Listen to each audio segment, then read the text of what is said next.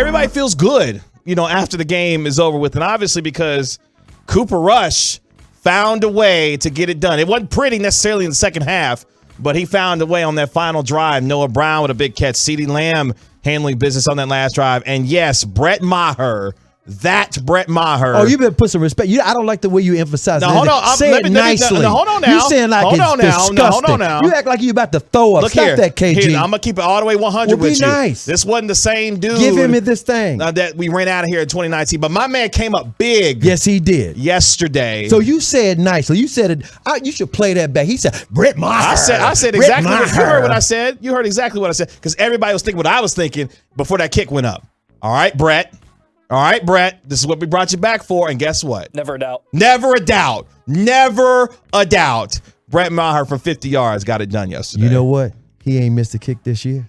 Facts. 100% facts. Just saying. So put some respect on his name. Don't say it out of disgust. I could tell when you saying somebody's name out of disgust. I heard you say Cowboy. You don't know me, Chris. I heard you say Cowboy too many times. You don't know me. Baby, go Big Red. There you go, Joe. There you go. Yeah, we know your voice. You truckred.com. But I'm serious. I'm really happy for you because I'm like, how the hell KG picking the Cowboys to win this game? When you said it yesterday, I was like in shock. I mean, a broken clock is right twice a day. Yeah, I had my day in the sun yesterday. Mm-hmm. I felt good. Look, after all the things that this team had went through this week, and you heard some of that, post game as you were, making your rounds, getting audio, and Micah Parsons talking about some of that. My man apparently went and saw the Chapel Man this past weekend, and he said you can't get to your testimony unless you go through a test.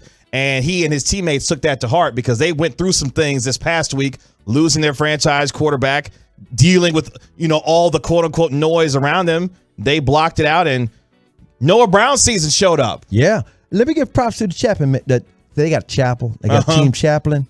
If it's the same one from last year, the last few years, it is the son of the great Pastor Tony Evans. So he is the chaplain, man. He's proper. Well, there you go. And he took his message to heart because the Cowboys were able to get after Joe Burrow, 6 sacks on the day. Micah Parsons with 2 sacks. He's got 4 sacks in 2 games, on pace for 34 sacks this season is Micah Parsons. Real quick, the 972 said, hey, we're going to change Maher's name to Money Maher. Money Maher. At least for 1 week. 1 week, you got it. Stop. You got it for 1 week. Yeah, Kevin. I'm going to keep it real, Chris. No, I'm going to keep it real. I'm going to keep it real. Trust him till he fails. I'm going to keep it real. Show him love. Don't be down him. Look, it's like a toxic relationship like he always talk about, right? Yeah. I'm going to trust him as long. I can't trust him as far as I can throw him, at least for this week. At least for this week. Hey, Money Maher, baby. Money Maher. Team Money Maher today. Yeah, exactly. Team Money Maher. Throw up your money signs. Exactly. Joey. A little Johnny Manziel back there. Joey back there in the Pimp Cup doing the Maher. Doing the Money Maher. A little OVO. Yeah. He's making it rain in that Pimp Cup. Maher. Hundreds everywhere all over the ground. Lucius, pick up some of them hundreds backed up for Maher. No. Lucius need to put whatever it is down Lucius back there. ain't bending down right now. Yeah. He need to just relax. RELAX. Relax. Just for Lucius.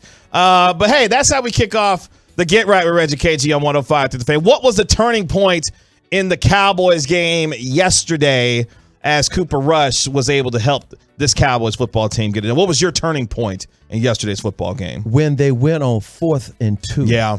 I was in shock. They were on their own end of the field. This is in the first quarter. This is to sustain the first drive. I went, what the hell?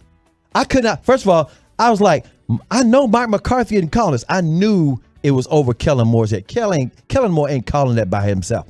And I was like, and I know Cooper Rush ain't calling this. In fact, I'm sitting next to Ari in the press car. I'm sitting next to Ari, and I said, Ari, it's a fake. They're just trying to run out the clock and they're going to punt. It's like seeing if they're going to go off. They're trying to draw them off sides. Oh, I'll be damned, they're snapping the ball. So to me, that set the tone. They kept it. And guess what? The pass was to Noah Brown. And you find out later, I was in the locker room talking to all those guys. Noah said, we've been doing this for years. That's what we do. We've been on the practice team doing this for years. So literally, he already knew what Noah was going to do, and he was there for him. So that, to me, that was the play of the game. Because in all seriousness, you can go down as the game keep going, but that started it off. And I think for the first time since 2019, the Cowboys had 2 touchdown drives to start a game. Since 2019. It was the same for me, and I think for a lot of people watching yesterday's football game, because you see the Cowboys going for it on 4th and 2 at their own 44-yard line, and when Cooper Rush lines up in the shotgun, we're like, oh, oh, they're really going for this. He's not under center trying to draw the Bengals offside. Right. Like they're really going to go for it here. And look, here's the thing about fourth down plays like that in your own territory. They are brilliant when they work. Because if that play does not work, we are looking at Mike McCarthy and Kellen Moore with all the side eye. Like, what the hell are you doing? Like, you remember, what was it, last year when they decided to go for it? I think it was Washington. The Washington game. It was one of the games. I can't remember. It was a couple of years ago. But anyway, we were dogging out Mike McCarthy for going for it inside his own territory. Like Bones talked him into it. Yeah, it was just like, come on, man. But it worked. And as you mentioned, it set the tone for Noah Brown. And it was Noah Brown's season yesterday. Caught his first ever NFL touchdown pass.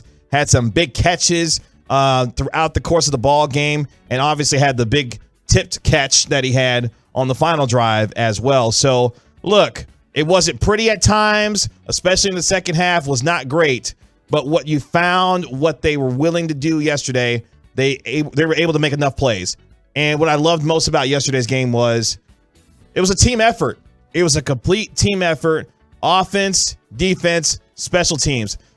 Low-key, Brett Maher, I thought was one of the best Cowboys in yesterday's game. He had 4 punts inside the 20, including one late in the game that was able to pin Cincinnati deep as well. So, all three phases of the game came through, and obviously Brett Maher with the game-winning field goal at the end. I thought all three phases were good and good enough at points of the game to be able to help them get what was a collective team win against the Bengals. You know, as Micah Parsons said, the chaplain told him, you gotta, what did he say? What was the phrase the chaplain told him?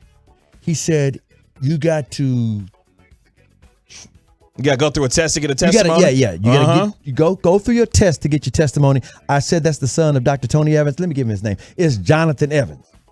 And we got a Tolo from the 254 says, CA, thank you for letting me know Dr. Tony Evans' son is the boys' chaplain. I love Dr. Tony. He is amazing. Yes, he is. That's from Tony O. And obviously for Cooper Rush, I mean, all he does is win ball games.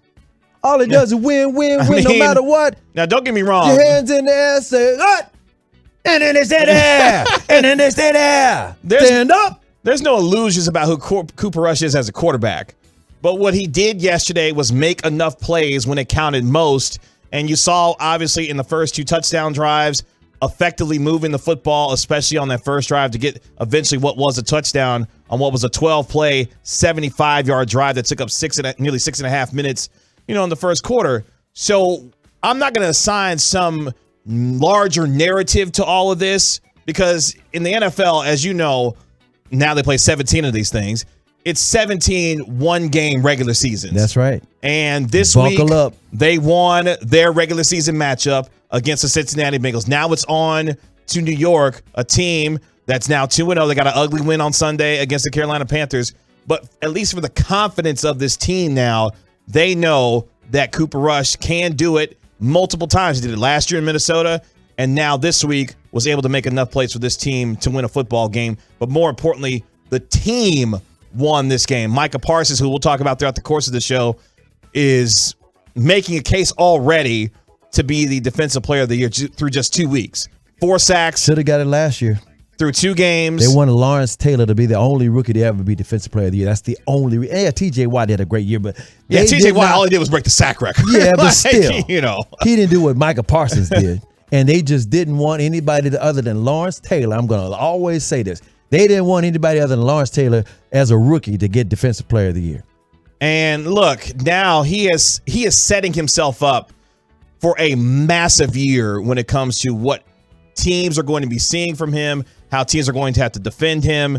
It's going to be a lot of fun to watch Micah Parsons. And one of my favorite plays from yesterday's game was Micah Parsons, his first sack on Leo Collins. Oh, boy.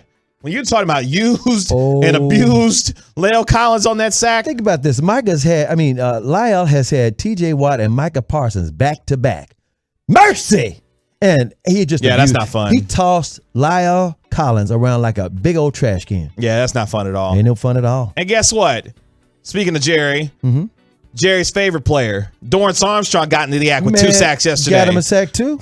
Sure did. LVE got a shot. Even LVE. He was doing the wolf call. See, that was a great play too because Micah Parsons was able to set that up with the pressure and collapse in the pocket to allow LVE to get the sack. Again, this just underscores the team effort that the team had yesterday in beating Cincinnati.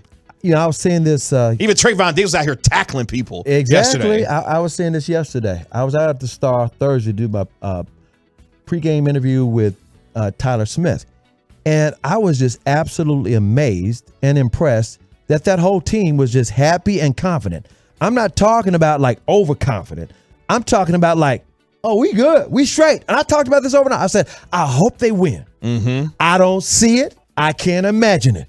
But they feel good about themselves. Now, Dak Prescott was in the middle of all the practice. Now, he's their leader. So anybody thinks that Cooper Rush done took over this team, or he's going to take it over like Dak took over from Tony Romo. Tony Romo was in his 30s. Dak Prescott, as a rookie with Zeke, was with all sides of the ball, working out, going bowling, guys not out with all the different. I mean, he just took over with his infectiousness and his leadership skills. They love Tony. They really like Cooper Rush. Cooper Rush is real quiet. He is a quiet mouse. He's not a galvanizing leader like Dak Prescott. But I'm going to tell y'all something. Thursday, you couldn't have told them when they were installing the offensive and defensive game plans, they weren't going to win that game. They were good. They're like, no, we good. We good. And I was saying this too. You and I were both there Sunday night. That locker room at AT&T Stadium, after they got their asses handed to them by the Bucs, yeah, they were in shock. They were in shock. The way they lost, and Dak was hurt. Everybody was hurting. There's a mash. It was like a mash unit in that locker room.